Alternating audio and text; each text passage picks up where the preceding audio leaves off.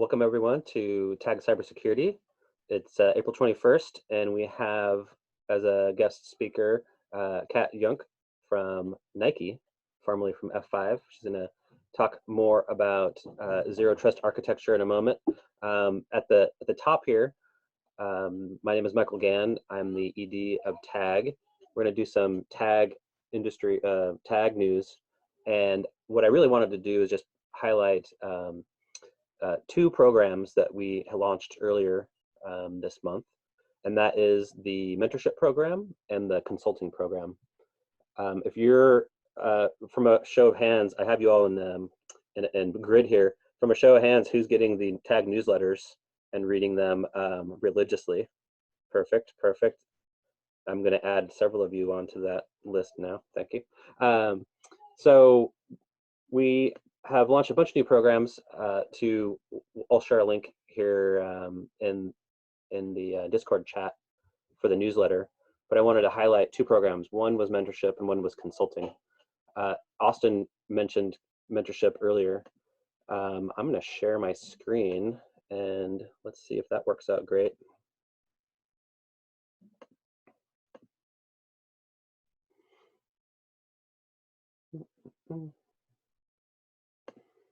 There we go. Awesome. So if that worked out, you all can see my screen, or at least part of my browser here. And we'll start from the top. Basically, we're doing a monthly newsletter and a half-month follow-up. Those have been working well. We have some new leadership here, so I'd like to just thank everyone for their contributions here. But we have myself, a board of directors, an advisory board with several of you on the call here today. So thank you for all your help. We created an events committee, a marketing committee, and a membership committee, and a sponsorship committee. So if you are interested in any of those topics, feel free to reach out to myself or any of those folks. The mentorship program we're really excited about. So we are essentially matchmaking with mentors and mentees and offering that as basically a basic benefit of TAG membership. And the mentorship program is going to be managed by the membership committee and Austin Barr as the lead. And essentially what we're doing is, like other mentorship programs, really matching folks, mentors and mentees, largely students to professionals, and pulling from our pools of student members and professional members and matching those from personal and professional interests.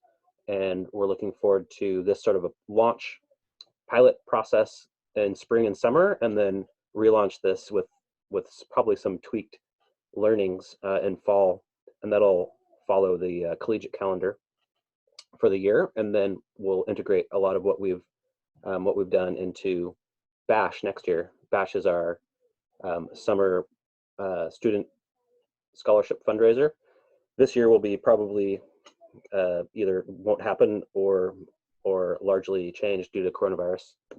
And then consulting. Consulting is another program launched by the membership committee, which is offering nonprofits free technology consulting, as well as other folks in the community, businesses and organizations, that same consulting just by donation. So if you know anyone that would benefit from that, welcome to share both mentorship and consulting links here. There's similar applications for both. Basically, they're web-based, and it's all just for matching interests for the mentorship, as well as understanding the needs of those organizations for consulting. But you're welcome to fill out this application. That gets popped over to myself, and then the membership committee reviews those, matches them, and reaches out to those matches. So that's the programs there in a nutshell. If you have any questions, we'll probably follow up at the end of here. Marty asked, how's it going thus far? We have a few applications for both mentorship and mentees, mentors and mentees, and we've just started the process actually this week, and we're reaching out to the schools this and next week. So it's really kind of the very beginning of the process, but we are expecting, based on previous interest, probably a few dozen matches, mentors and mentee pairs in this pilot program, and then maybe double that in fall. So thanks for that. With that, I'm going to pass it back to David Hirsch, and he's going to provide a industry news update. And I just need to find my window. So, industry news. There has been a lot since our last meeting, and there's no way that we're going to cover even a small fraction of it, but a couple of things that I thought were interesting and worth talking about. One which I think we've already touched on, or at least some of us have, is Zoom flaws. I thought that would be apropos since we're using Zoom. There have been many Zoom flaws, but on the flip side, Zoom has been, to my mind, very impressive at getting them patched and fixed in, a small number of days, if not hours, after they've been reported. So that has been pretty impressive to me to see how quickly they are responding to reported vulnerabilities. So that is ongoing. Seems like it is slowed to a trickle at this point. So I think they had some growing pains and some increased attention paid to them, but I think that they have done a good job. Other people, might have your own opinions on that. Another thing that I thought was notable and maybe of wider interest is a lot of people use VMware for virtualization, and vCenter Server, one of their components of VMware, had a vulnerability reported with a CVSS score of 10, which is the highest. And you don't see those every day. So that was a pretty big deal, I thought. We did some very quick patching at NPI of a couple of servers. Not all vCenter servers are vulnerable, but it's definitely worth a look if you might have VMware in your infrastructure. Another bit of news fairly recently was another MSP type organization got compromised. So Cognizant is a pretty big IT services company. They got hit by ransomware. We were talking about this at the beginning of the meeting. Carl mentioned that they had some exposed Citrix vulnerabilities. So it's possible, although we don't know, that that's how they were compromised. One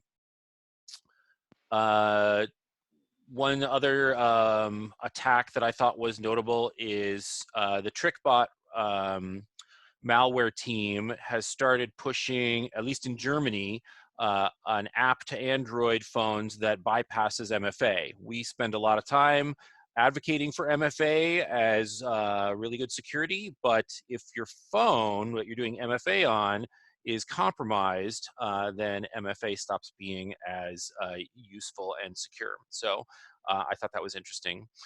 And just, I'm sure, everybody here, this would be preaching to the choir, but I thought it was worth saying, with everybody switching rapidly to remote, I read some reports, anecdotes of people deciding that it was a good idea to open up protocols like RDP to the internet so that their people can get online into the office, and that's a bad idea. Don't do that if you are considering it.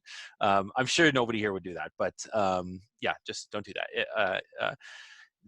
So everybody's learning what VPN stands for if they didn't already know. So that's my very quick rundown. I don't know if other people have items that they think are of general interest that are cybersecurity news items.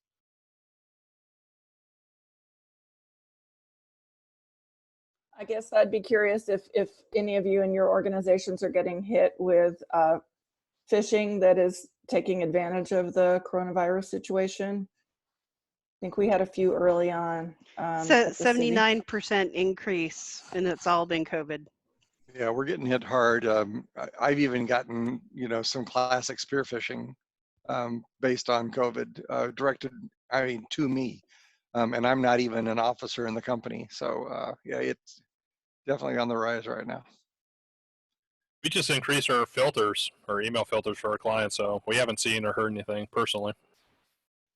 Well, I've seen an overall decrease in the amount of spam, but definitely all of the content that is in there has shifted over to being more targeted towards COVID stuff. Maybe everybody's under the effect, so a whole bunch of the spammers are having to stay home, I guess. I am just an individual with no company, and I am getting the same darn thing just as a private retired individual. So it's not just because you were with a company, it's going to everyone, I think. Certainly. And not only emails, but I'm getting phone calls from very strange numbers I don't recognize, and they do not leave messages. Yep, I just block them. Okay, good. It's not just me. Thank you. I'm going back to mute. Google's, if I can pitch a service, Google has the filtering, spam filtering, and it's working out really well for me. So I get a notice that a call is coming in, and it says, "Oh, by the way, we're filtering this call for you because it's a known spammer." Yeah, they're all supposed to be implementing it, but some are lagging. Yeah, my personal phone, I've got T-Mobile, and they automatically filter that kind of stuff out. My work phone is through AT&T, and I'm getting spammed up the yin-yang. We're also tending to get overwhelmed by so-called legitimate emails from everybody and their dog that has to tell us their COVID strategy on an hour-by-hour basis that is drowning out useful information. Noted. It sounds like you prefer my bi-weekly strategy, Eric. Yes. Thank you. Okay, thank you very much. That's great updates. So I have the pleasure to introduce to you Kat Jungck. Kat and I have a mutual friend who introduced us. We both worked with him, and so we met up virtually online when I was looking for folks who might have something good to offer. Kat was until recently a deputy CISO with F5. And she has recently switched over to being in charge of, or part of the team, I think you said in charge of identity and access management for Nike. Strategy for Nike, yes. Yeah, so she is going to talk to us about zero trust architecture and what it is and how to start implementing it, hopefully, so we can all get some good information about this new paradigm and way of thinking about security. So with that, we'll turn it over to Kat. Okay, and I'll start sharing my screen. And just to let you know, zero trust is a strategy. I'm going to be very clear that there's no one size fits all. I'm going to give some background on what can comprise a strategy and maybe some vendors that might be helpful to you in getting there. But everybody's journey is going to be different. You may already have some of these techniques deployed. Maybe some of them will be new. But if you hear a vendor saying they've got a silver bullet for zero trust, you probably want to look at a different vendor. So let me get to this up and going. Okay, can everybody see my screen? Okay, so let's get going here. Okay, okay, so just like I talked about, zero trust is a strategy, not a solution. Things such as identity-based authentication, network segmentation, data protection, endpoint protection, and automation help implement the strategy. It's just as effective on premises, in the cloud, or even hybrid environments. Again, it's an approach. It's not one single vendor. Okay, so why do we need zero trust? Well, once upon a time, to access a computer, you physically had to go to that computer, and it didn't have external network connections. It was actually pretty easy to protect the perimeter. Okay, more and more enterprise data is outside of the perimeter. SaaS and cloud provider solutions, your workforce, like today, we've rapidly become a remote workforce. How are you going to protect the whole world if that's your enterprise? And then COVID-19 just blew the doors off. Okay, so here's what a lot of companies think of their enterprise: that they have a well-defined perimeter, they can control it. Here's the reality. As most of you knew, we're using Zoom today. How many people use Office 365 or GitHub SaaS solution, have workloads in a cloud provider, or use Slack or Discord or any other cloud tool? Okay, and with it's all working from home, how we interact with the world and with data has completely changed. And so the old philosophy of trust but verify, and once you get inside the enterprise perimeter, everything's just up for grabs, is not going to work. Even a VPN, the traditional VPN that just gets you inside the enterprise network, and then you pretty much have free reign over what's inside the enterprise network, is not a really secure solution. Okay, so that's why I want to start talking about zero trust. Okay, the whole idea is that you talk about a basis of identity, and when you give access to anything, whether it's devices or data or workloads or networks, you authenticate that user and you authorize them before you give them that connection. It's also in server-to-server communication, communication between applications, communication between other network devices. You don't let anything have unauthenticated access. You want to make sure everything has least privilege, so that you don't have some process that can just reach directly to the database without going through the application. It's all that kind of thinking, which is quite a bit different to how applications for years have been developed. Once you got inside the enterprise perimeter, but then now once we start talking about all this, that's a lot of work to do. Even if you have a smaller, enterprise, having to manage all of this manually is not going to be feasible. And that's one of the reasons why people tend to, default to the least secure option, because it can be hard to do manually. And that's where the idea of automation and orchestration, and then visibility into what's going on within your network, also plays part of zero trust. Okay, the next slide, I'm going to start talking about some of the technologies and vendors that you can use to build that zero trust solution. Okay, so you see here, I've really got it heavily weighted over on the identity and access management side, because in most businesses, especially if you have any kind of compliance requirements, 40% of those requirements are going to sit over in identity and access management. And that's usually one of the first areas that people really get a hold on and try to get control over their enterprise. So like we talked about, multi-factor authentication, okay? That's one way that you can get quick help for that. Even when you do have some low-level authentication, stepping up your game. Going towards single sign-on, so people don't have to manage many different ways of accessing an application. And you can also start seeing patterns on that authentication. So again, like I'm talking about that visibility.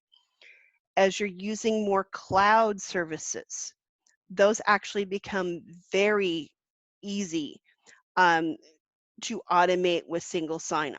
Sometimes you just get a token or exchange a certificate, a little bit of SAML configuration, and there you go. Okay, we talked about Citrix, using a virtual desktop.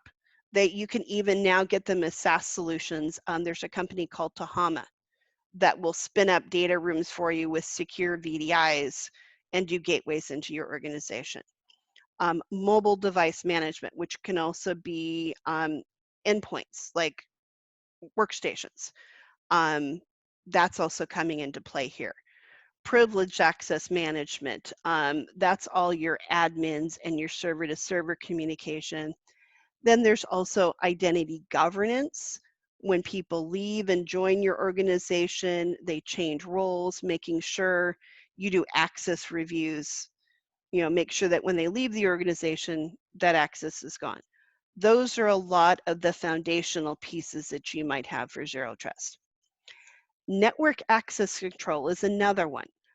Some people complain that managing network devices and doing least privilege there to make sure somebody can't just come in off the street and plug into your network or use your Wi-Fi is hard. So there are tools, Cisco ICE, Aruba from HPE are two examples of traditional tools you can use for network access control. Now, vendors like Illumio and AppGate are a little bit different. This is where we start about getting into things about micro network segmentation, and you can do more application centric. So a lot of the same things that you would do for something like, a NAC solution, you can have these micro segmentation tools automate for you. So if you know that certain tags, for example, on workloads or devices should go to a certain VLAN, they will automatically be assigned there. You as the network engineer don't necessarily need to do that work. Or you can set up policies that go along with that tagging, and maybe somebody on the cybersecurity team is assigned to review those policies, but then you delegate the administration of those policies to an application team.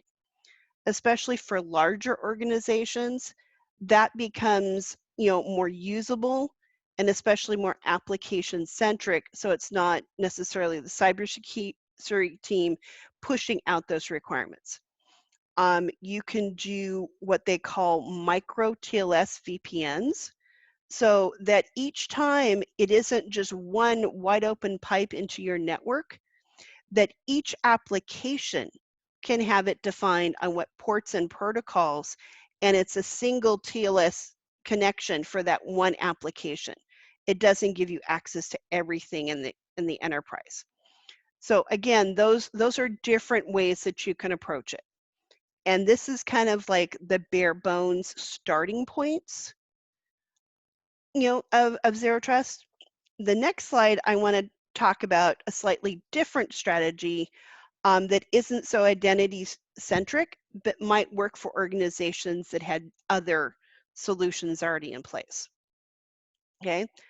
Another way you could do it is, a little bit less heavy on the identity. Maybe so far you've only started doing your single sign-on journey. You maybe don't have an identity governance solution in yet, but you do have VDIs, and maybe you're starting to look at mobile device management. But you already have the network access control because you're a more network-centric company, and maybe that made sense at the time. And maybe you're in a slightly more regulated, industry, like a city government or a healthcare provider or a bank, that you actually need to control access out to the internet. So you might have a proxy in place that again can help with some of that network access control. Maybe you have a data loss prevention strategy in place, and you have some endpoint protection or even cloud workload protection in place. It all depends on what you need. Each of these, even though they look vastly different, are going towards that same roadmap of monitoring and controlling access within your enterprise. And again, it could be that most of your users aren't even on your premises. I actually know one company that their whole enterprise, even their LAN, is cloud-based. And you may happen to know them. They're named Pixar before they were, acquired by Disney. Legendary Entertainment is another example. And there, things like DLP were a much higher requirement for them, because they were exchanging very expensive intellectual property over email. So you would have perhaps a composer sending in a score for a film. What if that gets intercepted? What if somebody's sending a clip of animation in? And so even though they had other means to do that, a lot of times these non-technical users would default to email. So that's an example. So just give you a framework there. And again, you notice I haven't spent much time on the automation and orchestration, because that's going to be very enterprise dependent. Some people may use something like Ansible, other people may use Terraform, some people might do Python and PowerShell. It's all what skill level your staff has and which direction you want to go. Some people might decide to do a SOAR platform, like ServiceNow or Swimlane, or, there's a lot of vendors out there. So I didn't want to focus too heavily on that. Okay. So this is where I want to talk about one particular vendor. And even though I put it over on the network side, it had a lot of other capabilities that you might not see unless you really dug into it. And so a lot of the vendors are going to be like that, is they might be really good in one particular area, but then to try to fit a zero trust framework, they try to offer you everything. So the one thing Illumio is really, really good at is in the network security box here, for microsegmentation, policy-based, for those, to be able to interact with host-based firewalls. They can even set up IPsec tunneling and some other things for you. They can issue certificates for device authentication. They do a lot of that. So if your budget only affords one tool, it gets you started, but that's not what they're really good for. So when you start evaluating tools, be careful when you interact with a vendor, because they'll promise you the stars, the sun, and the moon. And this is literally a page from a vendor handout. So it's not something I created, but just to give you an idea that some vendors are going to overpromise and oversell, and you have to be very crisp on what you're looking to do in your strategy. The other thing to keep in mind, zero trust is not going to be a one and done, you slam in one piece of technology and you're good. It's like anything else in security. It's hard, it's going to take a long time, and you're going to make incremental progress as you go. Okay. Now, the other thing I've included, and I gave David a copy of this to share with everybody, is some resources where you can get more information on different companies' takes on zero trust. AT&T was actually, at Amoroso, was one of the first proponents of zero trust. Google has their own flavor of it. Microsoft has their own way of doing it that's very Microsoft-centric. Optiv has a copy of the original zero trust framework, and it was actually Forrester who came up with the term zero trust. And the funny thing is the analyst who's now in charge of Forrester's zero trust analysis used to work for F5. So I thought that was really funny. And Illumio is also well known in zero trust circles. They're one of the few vendors I know of that actually went and got DoD certification, as well as common criteria certification. And if you're not familiar with what that means, is there are a number of countries across the world that agreed to a treaty for standards for rating security vendors. And so you can go to a lab in any one of these countries and you will get the same rating. And it's and depending on what level you get, and you can go from 1 to 5, is how mature your solution is. And they were a level 4, which is pretty significant, that they made a lot of investment to that. And that's something to look for in vendors as well, is do they have some of these kind of certifications that have been validated by a third party, or is it something that they just claim they do? You know, having just come from somebody who actually makes, you know, appliances that are certified to that level, I know what you have to go through to get there. And if you haven't heard of F5 before, they were famous for inventing the load balancer. That's one of the things that they do. Okay. Happy to answer questions.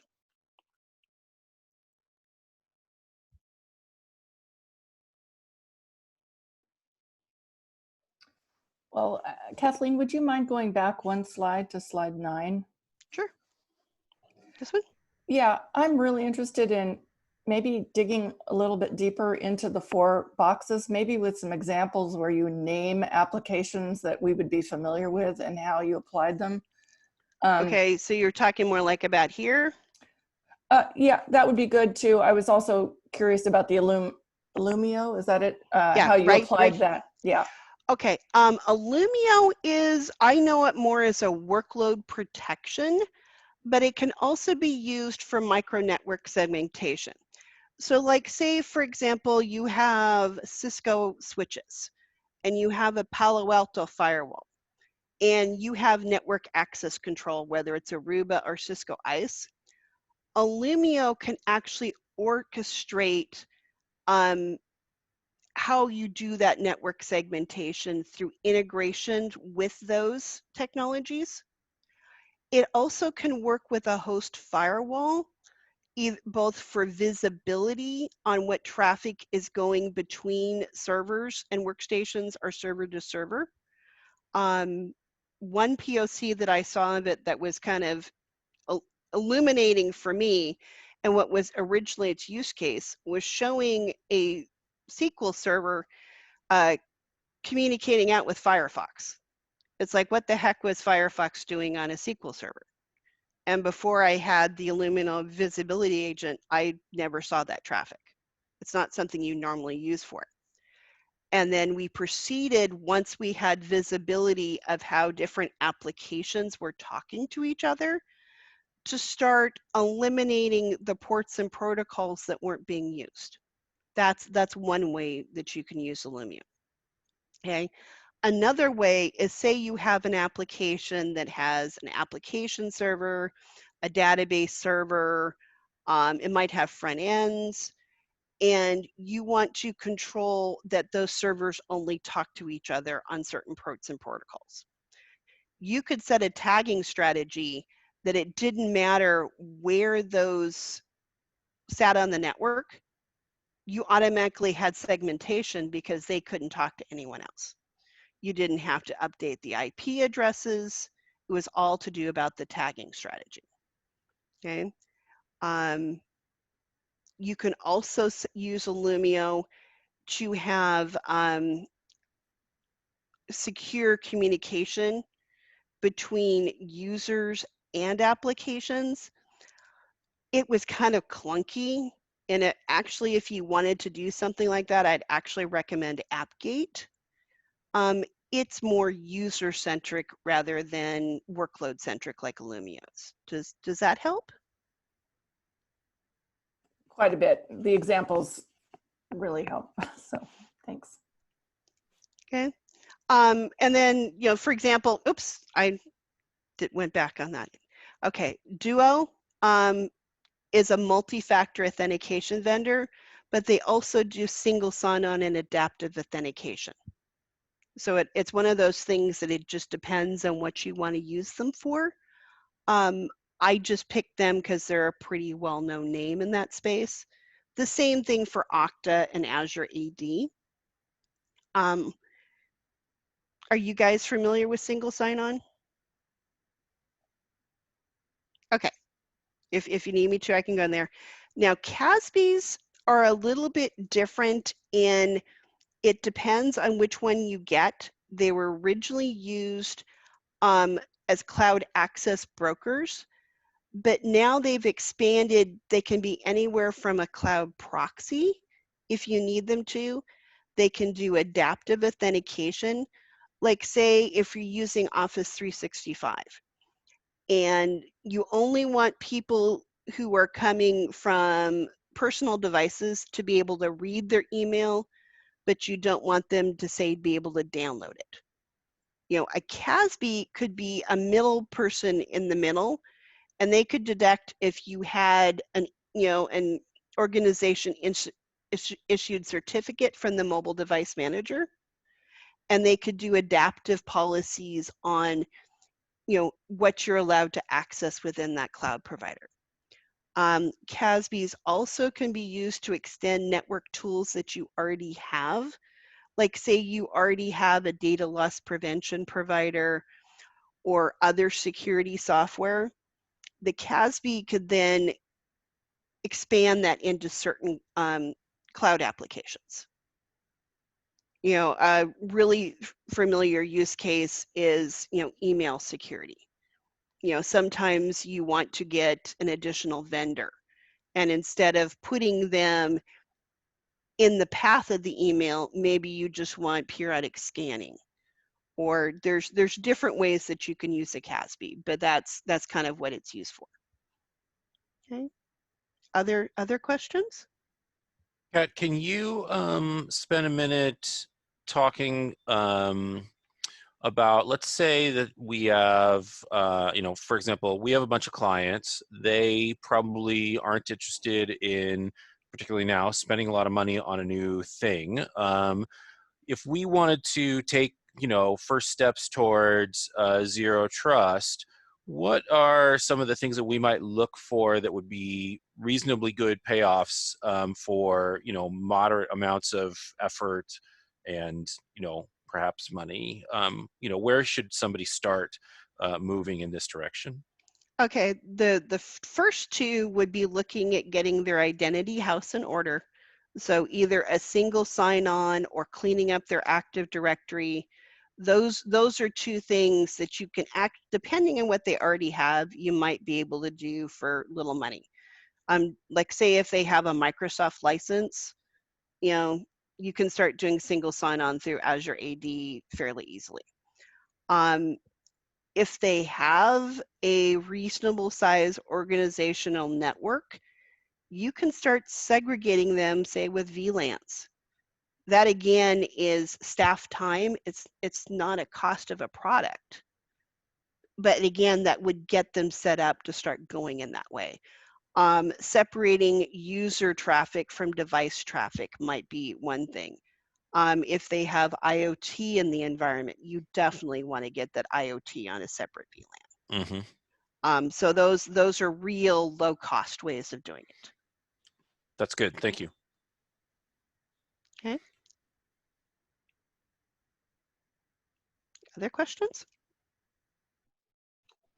Yeah, I had another question, and I threw this in the Discord.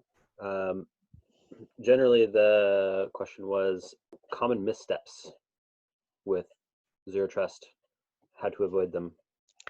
One of the most common missteps I've seen is assuming you can do everything at once. Even for something like if you decide to go with a product with Illumio, you want to do something like single sign-on, it's realizing that it's going to be a life cycle. You're going to pick your highest value target, where you're going to get the most bang for the buck. You're going to do them first. Mm-hmm.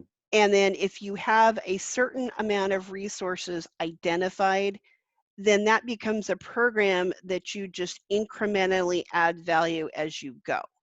Some of these products, you get more value by the more applications or the more the network that you add coverage to. Does that make sense? Yeah, because that's one of the biggest lessons learned that I heard when we started adopting Illumio from companies like Starbucks, for example, who have huge networks, and they were talking about how it was a 5-year journey to get all that covered. Mm-hmm. Sure, and I'm sure there's massive complexities of doing anything more than one thing at a time anyways. Right, and as you know, the only thing that stays the same is change. You're going to have new applications that come into the enterprise. You're going to have applications that are retired, and then it becomes a life cycle. No matter what you're doing in security, even if you're really invested in this particular tool, you need to keep maintaining it and growing its exposure, because that's where I see most people have problems, is they get 50% of the way there and then they stop because it's just good enough, and then nobody's ever happy. Sure. I think that David and Marty represent some pretty big pools of our community. One being sort of an MSP, with David trying to offer their clients the best bang for the buck type solutions. Folks that are struggling to justify cost and benefits, and then the enterprise side of things where folks are more focused on security and HIPAA, and folks that are approaching it from a more public and secure first approach, probably. So I guess the follow-up question was, would you have a best bang for the buck solution in those two pools, those two buckets of types of organizations? You mentioned Illumio. I'm not sure if that's right. Illumio is really good for organizations that have high compliance requirements, because you can actually show and demonstrate that those workloads and that segmentation has occurred. You can give them charts of the before and after. Auditors actually pretty love it. For an organization that doesn't have a lot of money, again, it's more the prerequisites. What can you do with just staffing time? And then looking at what kind of orchestration and automation you can help them with, even if it's just scripts. Something that they don't have to manually maintain something may be a huge benefit to them, and then free up some admin time to be able to do these other things. Awesome. Well, let's open it up for a few more questions. I think I saw Josh raised his hand at one point. Yeah, I just had a question on for Capstone. We're installing OS Query on the client computer, and we're extracting information that way. But it feels very invasive. Is there better ways that are less that don't invade people's privacy so much that you could use to authenticate their behavior, or is it always going to be? Are you always going to have to really dig down and review everything on your computer? It depends on what your end goal is. I mean, are you looking for what the computer is doing for network activity? We're just looking to see if there's suspicious activity, any anomalies that maybe some processes running in the middle of the night that we wouldn't expect. Okay, now are you shipping syslog to some centralized store and then running OS Query on it, or? We're running OS Query, and then we're actually still in the process of dealing with it, but we're going to be able to view it in Kibana and have it sit in the MySQL table as well. Okay, so in other words, it sounds like you're building a SIM. Sure.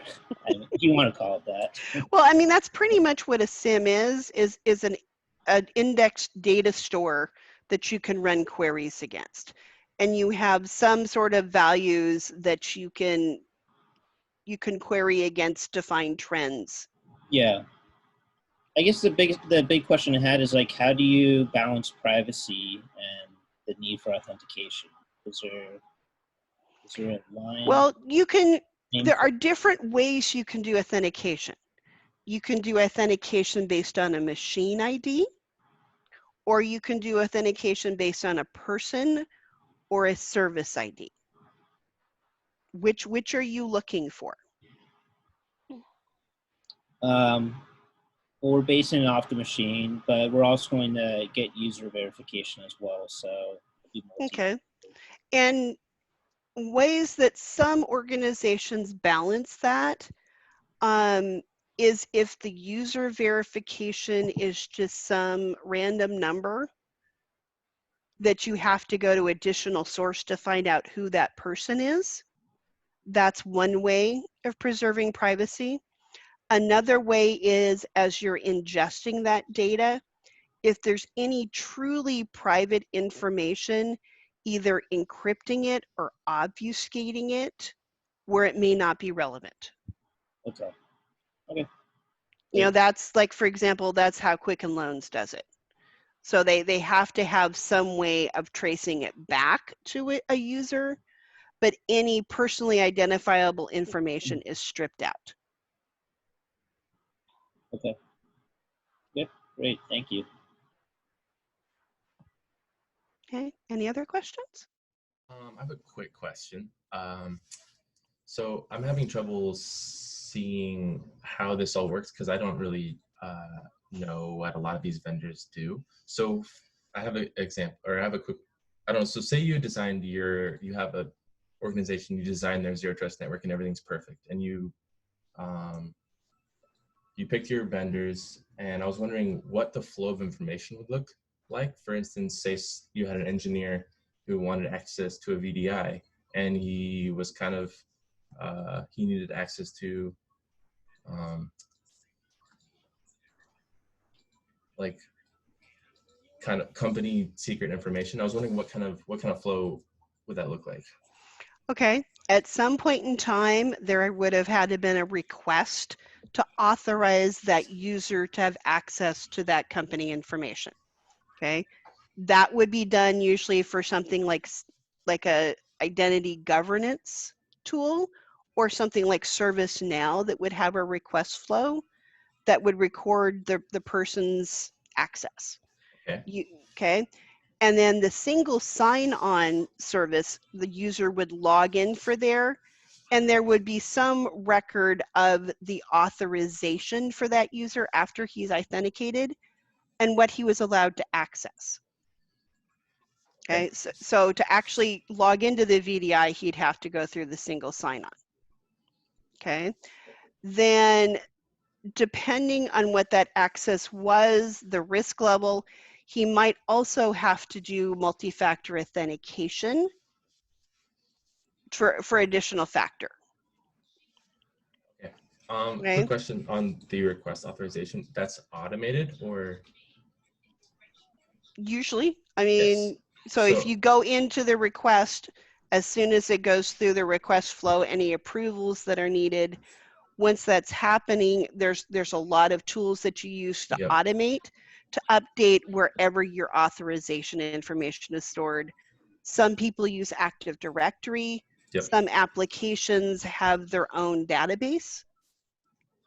Okay. So I'm in the same zero trust network, and I'm using OPA, Open Policy Agent. So I made it kind of like Active Directory replacement. It's a API that we can query.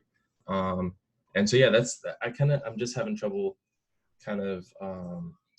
So at some players, you're going to have those policies stored that tell you what the criteria are for someone having access.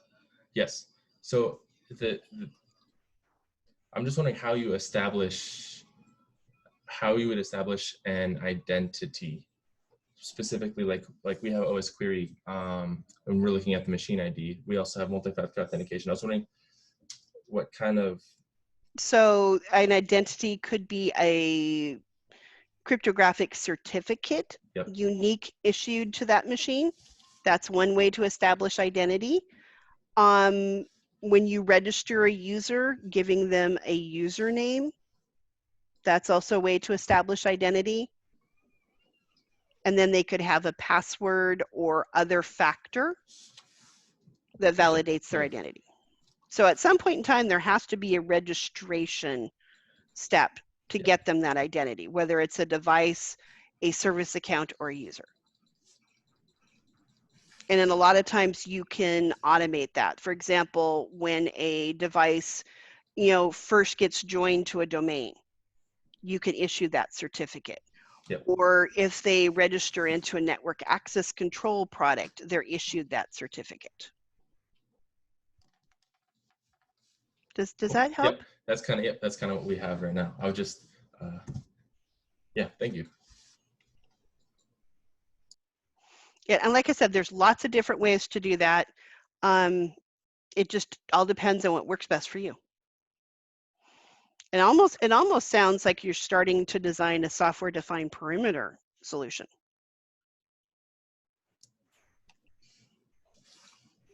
Have you ever heard of that? No, I have not.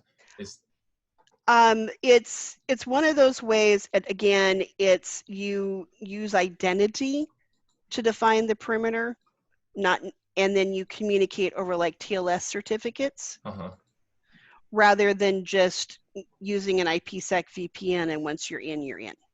Yeah. Okay. That was the issue I was having. Was it looked like when you tack on all these vendors, it looks like you're expanding on an existing network. What we're going for is we're kind of building one from the ground up, where we would ingest a bunch of data from OS Query and then have essentially a trust engine that would give us a score, a reputation score, along with multi-factor authentication and managed devices. And so we're going to try to ingest all that, and yeah. So that's it sounds like you're doing a software-defined perimeter solution. David, I'll give you a link that you can share on where to get more research for that. Cool. Thank you. Awesome. So this is good, and I think we'll hang around for a little bit longer, but I wanted to take a minute now to thank Kat for her great presentation. So thank you, Kat. And thank you all for showing up. And if you are interested in presenting at a future monthly meeting on some security topic and join the illustrious ranks of some of the folks that you see here in front of you, then please contact Carl or myself or Michael. And I also want to invite you all to next month's meeting on May 19th, when the next presenter will be Eric Fretheim. So we're looking forward to hearing from Eric. So that is all I have. Michael, would you like to tell us what's happening next? Oh, and I also want to point out I posted Kat's presentation on the Discord channel. Excellent. Thank you, David. Yeah, so in closing, I would just say and invite folks to the TAG cafeteria that's happening tomorrow at noon. We're doing basically sort of a combination of informal, how you doing lunch, community lunch, plus some guest speakers. And tomorrow we're having a coronavirus in our community topic.